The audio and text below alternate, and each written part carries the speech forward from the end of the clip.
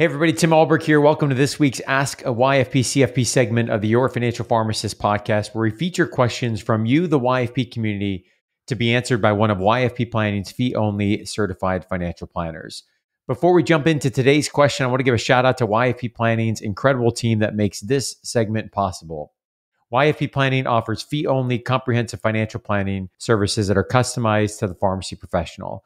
You can learn more and book a free discovery call by visiting yfpplanning.com. Again, that's yfpplanning.com.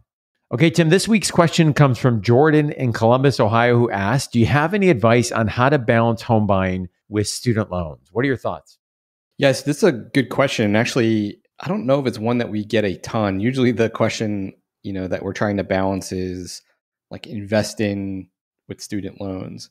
But I think it's a great point. I think it's come up more often because of what's going on in the environment of frozen federal student loan payments and pharmacists being able to maybe stash away a little bit more cash. So Tim, you know me, I'm always going to revert back to two things. One is, what does the balance sheet look like? What does the assets, the things that you own, and the liabilities, the things that you owe, what's the state of those things look like? So the cash position, the investments a little bit less so here. And then the liabilities in terms of where are the student loans? Is it private? Are they public? Credit card debt, car debt, kind of the associated interest payments. So that's kind of the where we at question. And then the second part of this is really the where are we going question in terms of what are the goals?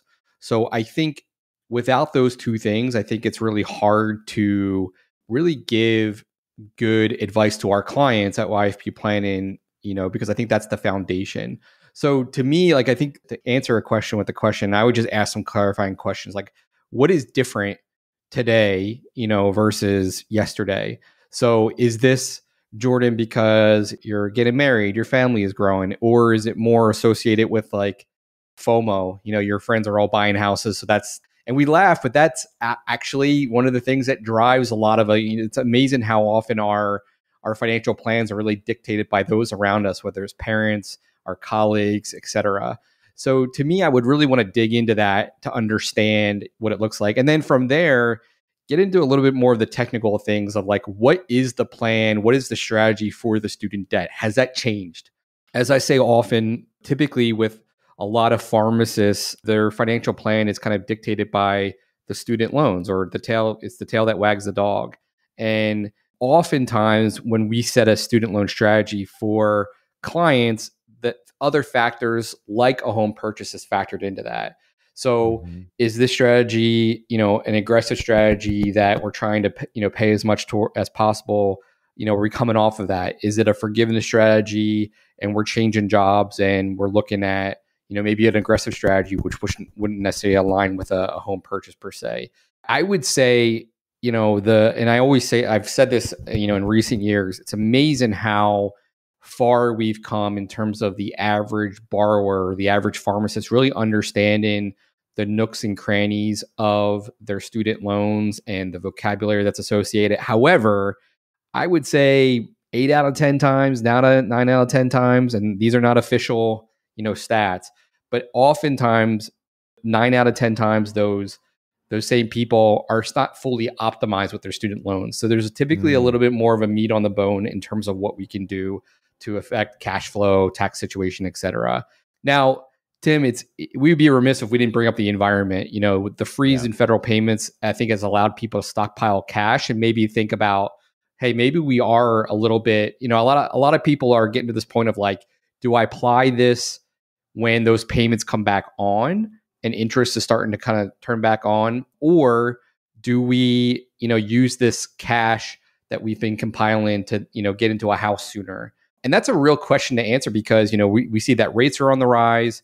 Inventories are low in a lot of markets, which are driving prices up, which again are cyclical. It's dependent on the market, but they are cyclical. Housing prices will come down again. I think especially as inventory does increase, which could be years. And then we're even seeing in some cases PharmD loan programs are going away because I think the lending market is just much more competitive and tough. So there's no clear-cut answer here. I think the best advice is to get advice and really have a third party, kind of an objective person to kind of ask some of these clarifying questions and see, what is different about yesterday that we're kind of posing this question.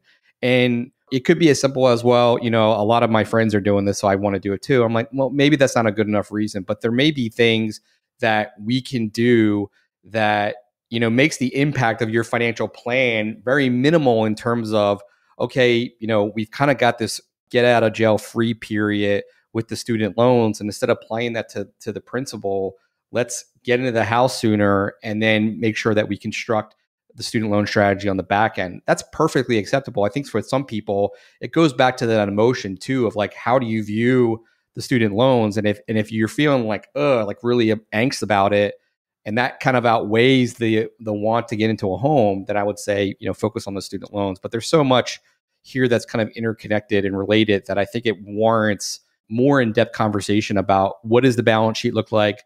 What are the goals? Are they changing? And how do we basically make plans to zigzag in terms of the financial plan?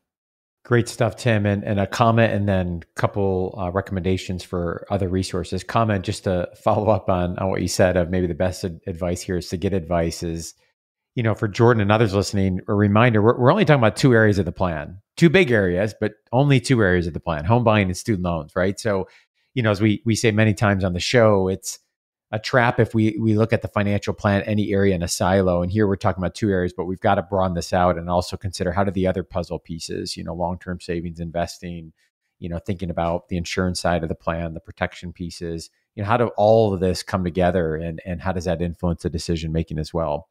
A couple of resources I would point to, Jordan and others that are listening. We've got a great home buying section of the website, which has lots of resources to guide folks in the home buying process, as well as some information on some of the financing side and the pharmacist home loan. If you go to yourfinancialpharmacist.com, at the top, you'll see a section on home buying. You can click on that.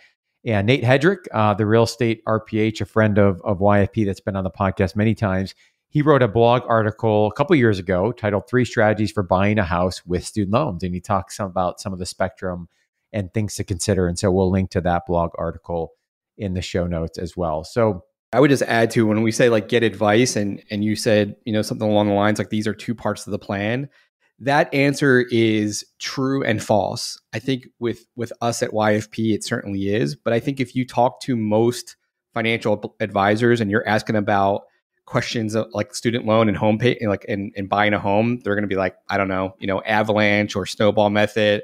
And what are student loans? I haven't had a client buy a home in forever because most of my clients are pre-retirees. Yeah. So to me, these are often things that are left out in the cold, if you're working with a traditional advisor, because traditional advisors are basically, going to sell you insurance. They're going to, build a portfolio and manage your money and maybe a little bit more than that. But to me, and I agree with you, these are two big parts of the plan that are often not included in a traditional financial plan. So obviously I'm biased. Great call out. We've heard, that many times from pharmacist perspective clients that, may have had a previous advisor relationship and, they start to get into it and their number one pain point might be student loans. And then the advisor is like, nah, we don't do that. We don't do student loans. So, obviously it's an important consideration for many as well as other parts of the plan. So Jordan, really appreciate you taking time to submit the question. Thanks for those that are listening. We're going to be sending Jordan a super comfy YFP t-shirt as a small thank you for submitting the question. And if you have a question that you'd like to have featured on an upcoming episode, 2 ways that you could submit that question. 1, you can send us an email at info@yourfinancialpharmacist.com, or you can also visit the website and record that question by going to yourfinancialpharmacist.com/ask-YFP. As we wrap up this week's episode, a reminder that the content in this podcast is really meant to be for informational and educational purposes only, is not intended to provide and should not be relied on for investment or any other advice. For more information on that, you can visit yourfinancialpharmacist.com/disclaimer. Thanks again for listening, for your support of the podcast, and have a great rest of the week.